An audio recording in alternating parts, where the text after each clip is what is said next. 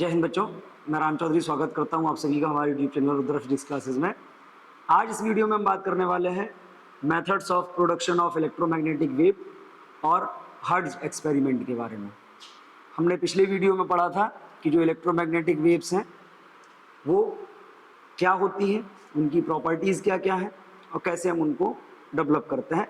काफ़ी detail discussion में किया था। आज हम मेथड्स के बारे में बात करेंगे, जिन मेथड्स को यूज़ करके हम इलेक्ट्रोमैग्नेटिक वेव्स को प्रोड्यूस कर सकते हैं। देखिए, अगर हम बात करें मेथड्स की तो 3 मेथड होते हैं जिनको यूज़ करके हम इलेक्ट्रोमैग्नेटिक वेव्स को प्रोड्यूस कर सकते हैं। फर्स्ट मेथड है आपका by oscillating charge.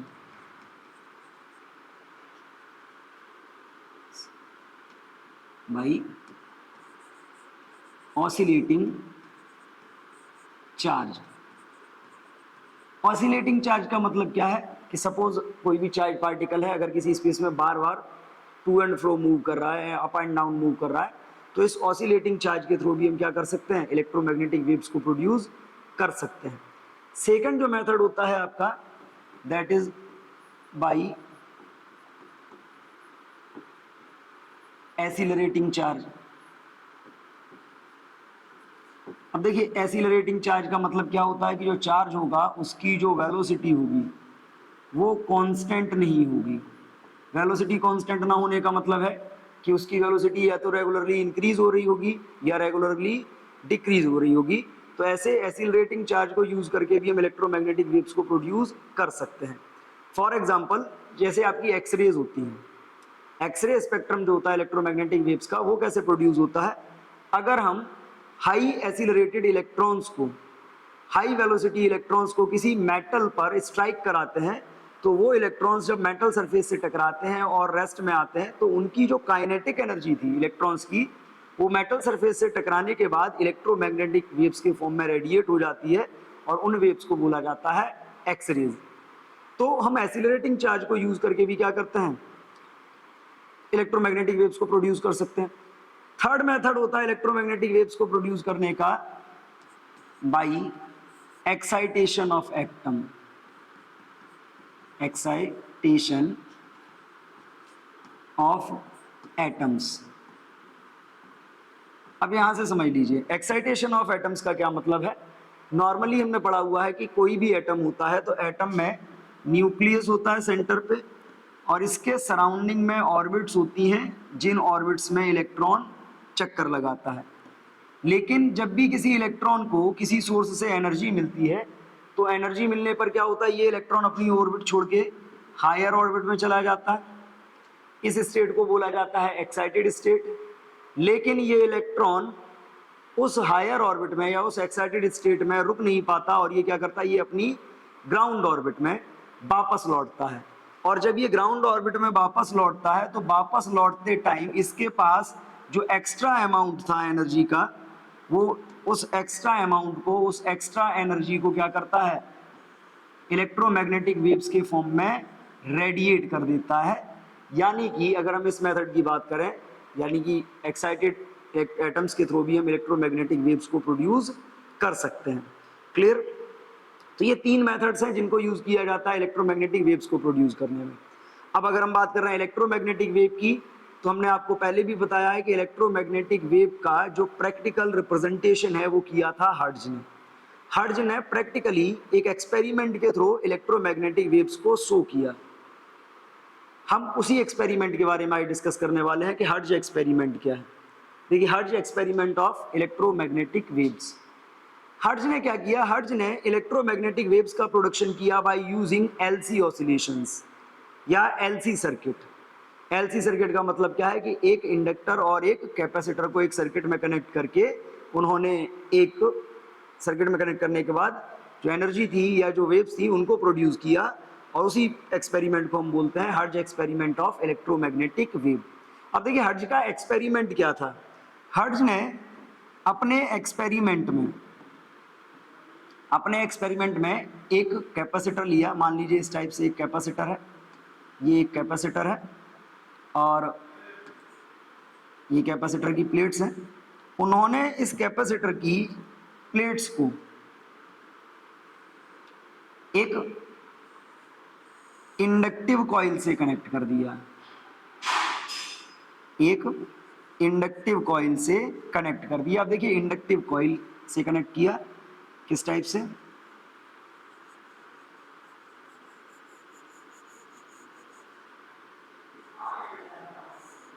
Inductive coil से कनेक्ट कर दिया। इंडक्टिव कॉइल से कनेक्ट करने के बाद क्या किया, यहाँ पे जो उन्होंने कॉइल ली, कॉइल थी क्या बेसिकली, यहाँ पे उन्होंने एक स्टेप अप ट्रांसफॉर्मर लगाया। क्लियर, यहाँ पे उन्होंने लो वोल्टेज को अप्लाई किया और ये जो आपका स्टेप अप ट्रांसफार्मर था, इससे ये जो दूसरी वाली कॉइल थी इस पे हमको क्या मिला, यहाँ पे हमको हाई वोल्टेज, क्योंकि दूसरी वाली कॉइल में नंबर ऑफ टर्न्स ज़्यादा थे तो यहाँ पे हमको हाई वोल्टेज देखने को मिला। और इस टाइप से कनेक्ट करने के बाद एक सर्किट तैयार किया। अब अगर हम इस सर्किट की बात करें तो अब देखिए इस सर्किट के थ्रू जब इस कैपेसिटर में करंट पास कराया गया तो करंट पास कराने पे क्या हुआ, जब कैपेसिटर में करंट पास होगा तो suppose at any instant capacitor की ये वाली जो प्लेट है, एक प्लेट पॉजिटिव हो गई और एक प्लेट निगेटिव हो गई। अब इस कंडीशन में देखिए एक प्लेट पॉजिटिव हो गई, एक प्लेट निगेटिव हो गई, तो क्या हुआ, दोनों प्लेट्स के बीच में एक स्ट्रॉन्ग इलेक्ट्रिक फील्ड प्रोड्यूस हो गया। और उन्होंने क्या किया, इस कैपेसिटर के सामने यहाँ पे इस टाइप से एक रिंग को रखा और रिंग के जो दोनों एंड थे वो उन्होंने ओपन रखे, यानी कि रिंग कुछ इस टाइप से रखी, रिंग के जो दोनों एंड रखे उन्होंने उन एंड्स को ओपन रखा। यहाँ पे हम एक रिंग बनाते हैं ओपन, और इस रिंग के दोनों एंड्स पे क्या किए उन्होंने, छोटे छोटे मेटेलिक स्फीयर कनेक्ट कर दिए और दो स्फीयर उन्होंने इन प्लेट्स से भी कनेक्ट कर दिए। एक स्फीयर इस प्लेट से कनेक्ट कर दिया इधर, एक स्फीयर इस प्लेट से कनेक्ट कर दिया इधर। अब देखिए स्फीयर को कनेक्ट क्यों किया, उसका एक रीजन है, क्योंकि अगर हम बात करें चार्ज डिस्ट्रीब्यूशन की तो हमने पढ़ा हुआ है कि जब भी किसी ऑब्जेक्ट पे चार्ज डिस्ट्रीब्यूट होता है तो नुकीले एंड जो होते हैं, नुकीले सिरे जो होते हैं, जो शार्प एंड होते हैं, वहां पे चार्ज डेंसिटी सबसे ज्यादा होती है। जैसे मान लीजिए नॉन यूनिफॉर्म ऑब्जेक्ट है कोई इस टाइप से और इस टाइप से कोई ऑब्जेक्ट है और इस पे जब चार्ज डिस्ट्रीब्यूट होगा तो जो चार्ज का डिस्ट्रीब्यूशन होगा, तो अगर चार्ज डेंसिटी की बात करी जाए तो ये जो नुकीला एंड होगा यहाँ पे चार्ज डेंसिटी सबसे ज़्यादा होगी। तो शार्प एंड पे चार्ज डेंसिटी बहुत ज़्यादा होती है। इसी कॉन्सेप्ट को ध्यान रखते हुए उन्होंने क्या किया, इन दोनों प्लेट से दो मेटेलिक स्फीयर कनेक्ट कर दिए। जब मेटेलिक स्फीयर उन्होंने इससे कनेक्ट किए तो क्या हुआ, ये वाला स्फीयर पॉजिटिव हो गया, यहाँ पे पॉजिटिव चार्ज आ गया, यहाँ पे निगेटिव चार्ज आ गया और इस चार्ज की डेंसिटी इतनी ज़्यादा थी कि इस चार्ज के कारण इन दोनों प्लेट्स के बीच में जो एयर थी वो एयर क्या हो गई, आयनाइज हो गई। Due to the high charge density दोनों प्लेट्स के बीच की जो एयर थी वो आयनाइज होना शुरू हो गई और जब एयर आयनाइज हो गई तो एयर के आयनाइज होने से क्या हुआ, इस स्पेस में जो आपकी एयर थी वो इलेक्ट्रॉन्स में और आयंस में कन्वर्ट हो गई, यानी कि यहाँ पे कुछ इलेक्ट्रॉन हो गए और कुछ पॉजिटिव आयन हो गए। यानी कि ये जो मीडियम था इस स्पेस में एक हाई इलेक्ट्रिक फील्ड प्रोड्यूस हो गया और जब इस मीडियम में हाई इलेक्ट्रिक फील्ड प्रोड्यूस हुआ, एक पे हाई चार्ज पॉजिटिव चार्ज है, दूसरे पे हाई नेगेटिव चार्ज है। अब हुआ क्या कि जैसे ये हाई इलेक्ट्रिक फील्ड यहाँ पे प्रोड्यूस हुआ तो इन दोनों प्लेट्स के बीच में चार्जेस का, due to the electric field, charges का मूवमेंट स्टार्ट हुआ from upper ball to the lower ball और from upper sphere to the lower sphere. Due to the high charge जब इलेक्ट्रॉन्स का मूवमेंट हुआ इसमें, तो इलेक्ट्रॉन के मूवमेंट से क्या होगा, इन दोनों प्लेट्स के बीच में एक करंट जनरेट हो गया, एक इलेक्ट्रिक स्पार्क जनरेट हो गया, इंस्टेंट स्पार्क। जब दोनों एंड्स के बीच में स्पार्क जनरेट हुआ, स्पार्क जनरेट होने का मतलब है कि इन दोनों एंड्स के बीच में करंट जनरेट हो गया। और आपने पढ़ा है कि जब किसी भी मीडियम में या किसी भी कंडक्टर में करंट पास होता है तो वो कंडक्टर एक मैग्नेट की तरह बिहेव करता है और वो अपने सराउंडिंग में मैग्नेटिक फील्ड प्रोड्यूस करता है। यहाँ पर भी सेम हुआ कि जब एयर आयनाइज हो गई तो फिर वो एयर एक कंडक्टर की तरह बिहेव करने लगी इस स्फीयर के लिए, और जब एयर कंडक्टर की तरह बिहेव करने लगी तो चार्ज क्या होने लगा, पॉजिटिव वाली वॉल से नेगेटिव वाली वॉल पर ट्रांसफर होने लगा और इनके बीच में एक करंट सेटअप हो गया। इस करंट के कारण क्या होगा कि इस मीडियम में इस करंट के कारण मैग्नेटिक फील्ड प्रोड्यूस होना शुरू हो गया। क्लियर? इस टाइप से मैग्नेटिक फील्ड प्रोड्यूस हुआ। अब देखिए ये जो मैग्नेटिक फील्ड प्रोड्यूस हुआ इस करंट का, ये मैग्नेटिक फील्ड क्या होने लगा, इस रिंग से पास होने लगा। ये जो यहाँ पे मैग्नेटिक फील्ड प्रोड्यूस हुआ, ये मैग्नेटिक फील्ड सामने रखी रिंग थी, उस रिंग से पास हुआ।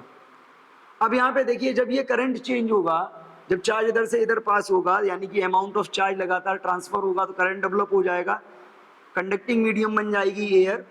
आयनाइज होने के बाद करंट जनरेट होगा उस मीडियम में, वो करंट क्या करेगा, अपने सराउंडिंग में मैग्नेटिक फील्ड प्रोड्यूस करेगा, जिसकी फील्ड लाइंस इस रिंग से पास होंगी। और जब इस रिंग से फील्ड लाइंस पास होंगी, तो अगर यहाँ पे ये जो करंट है, क्योंकि ट्रांसफार्मर आपने लगा रखा, दैट मीन्स अल्टरनेटिंग करंट है, ये करंट जब कम ज्यादा होगा तो ये जो फील्ड लाइंस है इनका नंबर जो रिंग से पास हो रहा है वो भी कम ज्यादा होगा। क्योंकि चार्ज हाई डेंसिटी का है, मतलब यहाँ पे जो करंट होगा वो बहुत हाई होगा, यानी कि इस कॉइल से पास होने वाला जो फ्लक्स है वो काफी हाई रहेगा, यानी कि चेंज इन फ्लक्स बहुत हाई रेट से होगा। क्लियर? और जो डिस्चार्ज होगा चार्ज, एक बॉल से दूसरी बॉल पे चार्ज ट्रांसफर होगा, जो डिस्चार्जिंग की प्रोसेस होगी वो इंस्टेंट होगी, काफी तेजी से होगी। कैपेसिटर में जो डिस्चार्जिंग प्रोसेस होती है वो काफी तेजी से होती है, और जब ये प्रोसेस काफी तेजी से होगी, यानी कि जो टाइम रहेगा आपका dt वो कैसा रहेगा, बहुत कम। और देखिए आपने पढ़ा हुआ है कि ये जो कॉइल रखी हुई है, इस कॉइल से पास होने वाला जैसे ही फ्लक्स चेंज होगा तो इस कॉइल में क्या होगा, एक EMF प्रोड्यूस हो जाएगा।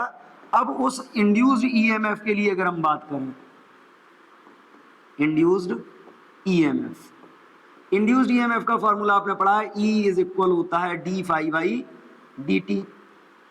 इस प्रोसेस में, कैपेसिटर की डिस्चार्जिंग की प्रोसेस में अगर आप बात कर रहे हो तो d∅ काफी ज्यादा है, dt बहुत कम है, यानी कि जो EMF है ये जो जनरेट होगा, ये EMF काफी हाई वोल्ट का होगा, हाई वोल्टेज यहाँ पे जनरेट हो जाएगा।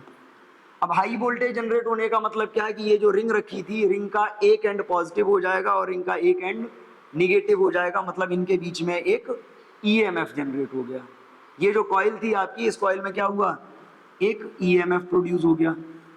अब इस EMF के लिए भी देखिए, कॉइल में EMF प्रोड्यूस होने का मतलब है कि कॉइल का एक एंड आपका पॉजिटिव हो जाएगा, कॉइल का एक एंड निगेटिव, और ये EMF भी कैसा है, बहुत हाई है। हाई होने का मतलब है इस एंड पे हाई चार्ज, मतलब जो पॉजिटिव चार्ज होगा वो कलेक्ट हो जाएगा, यहाँ पे निगेटिव चार्ज कलेक्ट हो जाएगा। हाई वोल्टेज के कारण इन दोनों एंड्स के बीच में भी क्या होगा, एक स्ट्रॉन्ग इलेक्ट्रिक फील्ड प्रोड्यूस हो जाएगा, और इस स्ट्रॉन्ग इलेक्ट्रिक फील्ड के कारण इसके आसपास की एयर भी क्या होगी, आयनाइज होगी, और एयर के आयनाइज होने के कारण वो फिर से कंडक्टिंग मीडियम बन जाएगी। और अगर हम बात करें तो इन दोनों बॉल्स के बीच में भी एक इंस्टेंट करंट डेवलप हो जाएगा, यानी कि जब हमको यहाँ पे स्पार्किंग देखने को मिलेगी तो एट द सेम टाइम हमको यहाँ पे भी स्पार्किंग देखने को मिलेगी। अब इस पूरे एक्सपेरिमेंट से एक बात तो क्लियर हो गई कि ये जो करंट यहाँ पे बार बार चेंज हो रहा था, इसके बार बार चेंज होने के कारण यहाँ भी करंट बार बार चेंज होने लगा, मतलब जो एनर्जी थी वो एनर्जी इस प्लेस से इस प्लेस तक ट्रांसफर हो गई विदाउट एनी मीडियम, क्योंकि हमने कोई भी कंडक्टिंग मीडियम यूज नहीं किया, फिर भी जो करंट था या जो एनर्जी थी वो कैपेसिटर की प्लेट्स से रिंग पे ट्रांसफर हो रही है। तो कैपेसिटर की प्लेट से रिंग पे एनर्जी ट्रांसफर हो रही है, तो यहां से एक बात क्लियर हो जाती है कि जो एनर्जी है वो बिना मीडियम के ट्रांसफर हो रही है, that means electromagnetic wave exist करती हैं। और हर्ट्ज का ये जो एक्सपेरिमेंट था, ये लो रेंज का मतलब है शॉर्ट रेंज वाली इलेक्ट्रोमैग्नेटिक वेव्स को प्रोड्यूस करने के लिए किया था। शॉर्ट रेंज इलेक्ट्रोमैग्नेटिक वेव यहाँ से प्रोड्यूस हो गई, और इस एक्सपेरिमेंट से ये क्लियर हो गया कि रियलिटी में इलेक्ट्रोमैग्नेटिक वेव्स एग्जिस्ट करती हैं जो विदाउट एनी मीडियम एनर्जी को एक प्लेस से दूसरे प्लेस तक ट्रांसफर कर सकती हैं in the form of electric and magnetic field vibrations. Clear? तो ये था हर्ट्ज का experiment related to electromagnetic wave. आज के लिए इतना ही। नेक्स्ट वीडियो में हम बात करेंगे प्रॉपर्टीज ऑफ इलेक्ट्रोमैग्नेटिक वेव्स की और इलेक्ट्रोमैग्नेटिक स्पेक्ट्रम की। तब तक के लिए थैंक यू एंड जय हिंद।